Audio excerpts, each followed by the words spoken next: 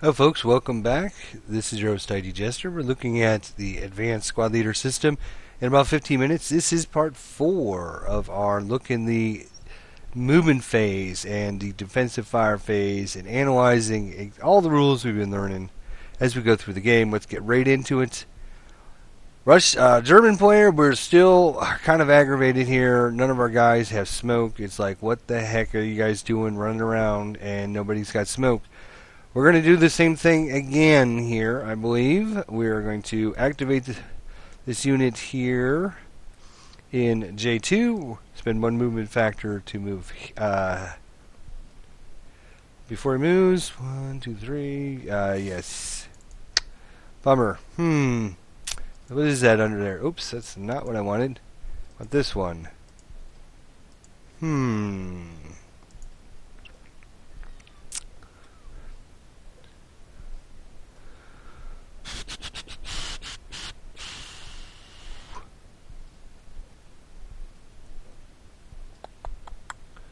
I'd like to get him here and throw smoke, but he's going to have to CX to do it, so he will declare CX as well. I hate to CX all my units, but that's kind of, you give up a lot of movement.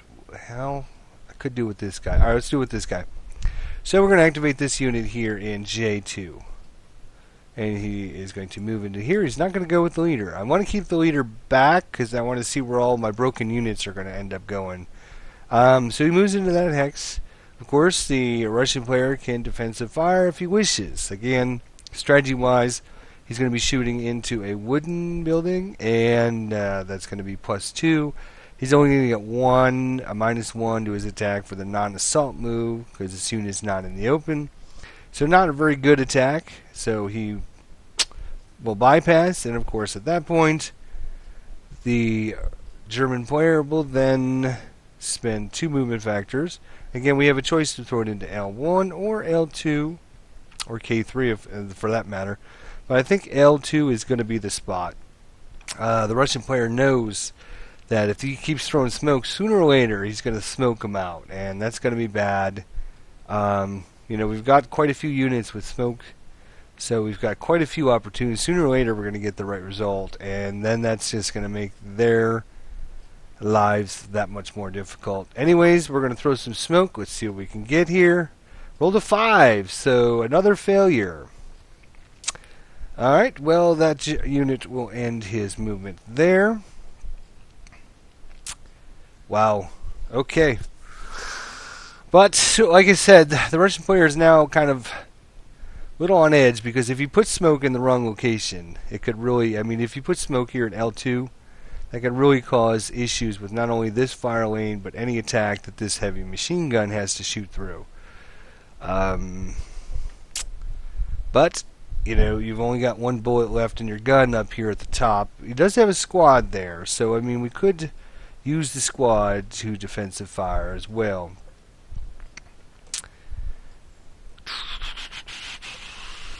But of course we have to wait until somebody gets within 2 spaces, otherwise we're on a really low firepower column.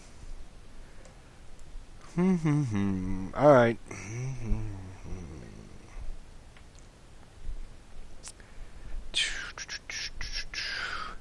I guess we'll move this guy here. How many squads are in here? 2 squads? Or a squad and a half squad? Alright, we'll activate this unit here, and we'll CX him. Move him there for 1 movement factor. 2, 3 movement factors. Again, the Russian player can decide whether or not to attack. Again, if he decides to attack that unit moving in there, he only attacks the unit that's actually moving into the location, at the location, so not everybody gets attacked. Again, he doesn't really want to take the +2 shooting in the building. And as long as he's got units that are stacking up in here, defensive fire, he can just hopefully later on in the either in the defensive fire phase, he can just start attacking all them. So he'll hold his fire and hope the German player does not get a result. But of course, we're going to try and throw smoke into L2 one more time. Another failure. Okay.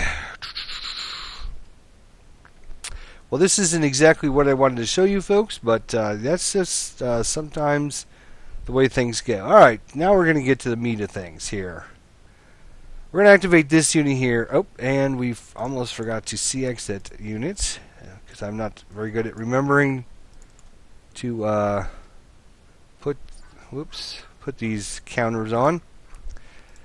Alright, now we're going to try something here, well, just so we can see what happens. Alright, this unit is going to move into this hex right there. He's not going to declare CX, so I'm not even going to tell you what he's going to do. And this way, the Russian player doesn't know what he's going to do either. He's going to then move into this hex. Right there. For a second movement factor. Well, at that point, he's got a clear line of sight over there. He is going to attempt an attack with the heavy machine gun. He's got a 50-50 shot of keeping his rate of fire. He can do some serious damage to this full squad. He would still leave his squad available to fire, unless he decides to declare a fire lane. He could declare a fire lane, but anyways, he is going to defensive for fire. I guess he needs to decide if he's going to leave a fire lane. And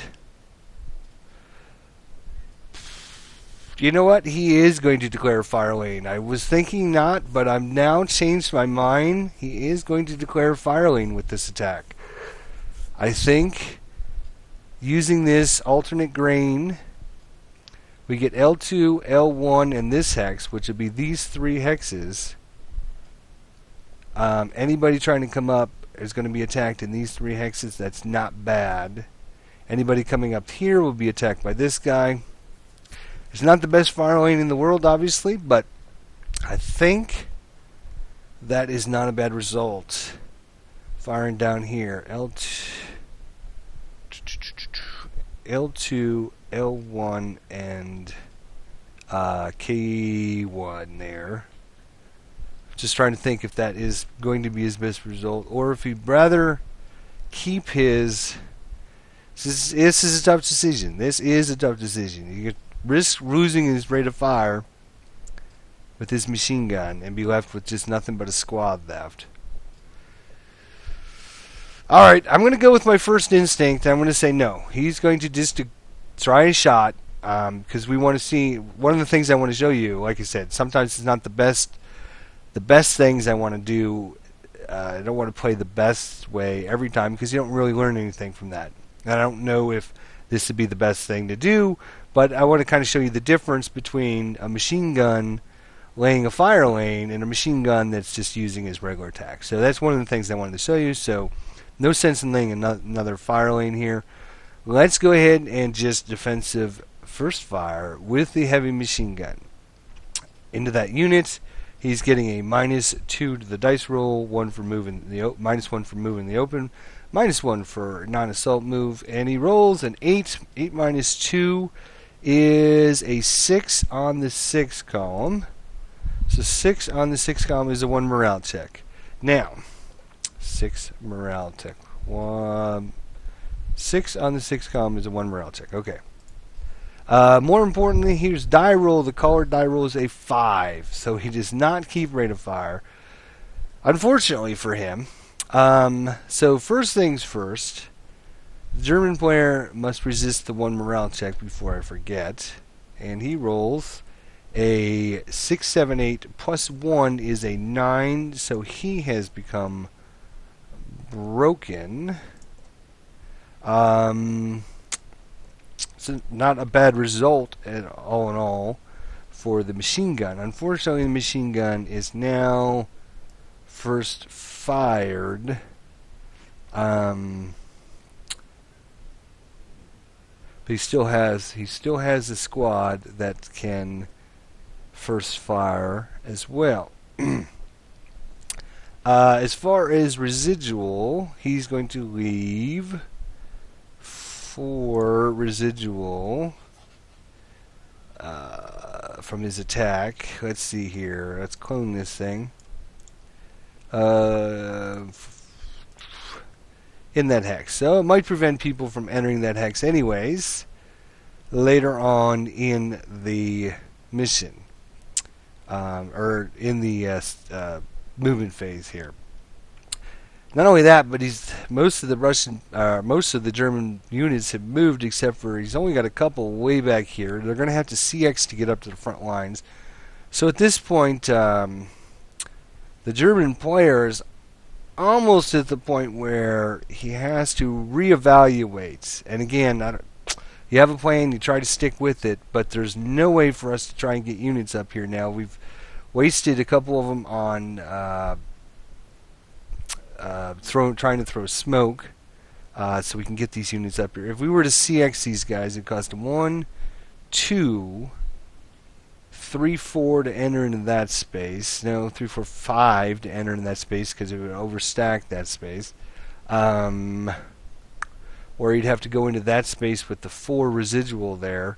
So the defensive player actually did pretty well in this so far in the northern flank. I was really thinking that they had no shot at this whatsoever. Maybe we wasted too many units throwing smoke, but I think the benefit of throwing this smoke far outweighed the penalty.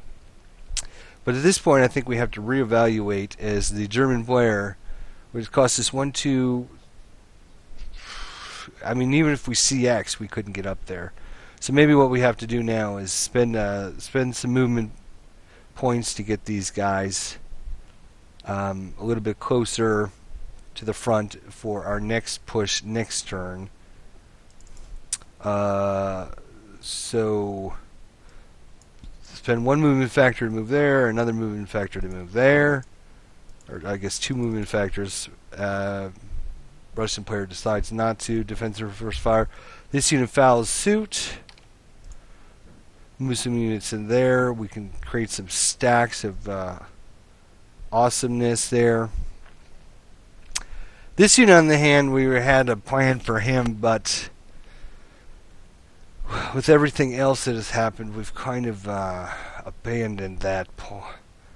Just the opportunity to make the end swing just didn't work very well. The leader has not moved yet. Probably what I should do with the leader is move him up here, because this guy is going to have to, the broken unit is going to have to fall back to this location over here. So the leader will spend a movement factor. Whoops, get out of there. Move. Thank you. 1 to move there. Do you wish to defensive fire? Nope, can't. We can move into that hex at this point. If I can line it up. There we go. Right. And then this unit will route back to that hex. This unit here, we're going to just move him 1, 2, 3 and leave him there. He'll just advance up in the advance phase. Alright, well, the Russian player got the advantage in the northern flank. Well, good job for him. But now it's our job as the German player to continue the onslaught in the southern flank and see if we can do a better job than we did in the northern flank. Unfortunately, you know, just the luck of the draw there. This unit again was going to move up. If he could have got smoke into this hex, he had spent 2 movement vectors, spend another 2, throw smoke in that hex. Then all of a sudden that makes a big clear alleyway for people to start running through. But with the 4 residual just sitting there in that hex,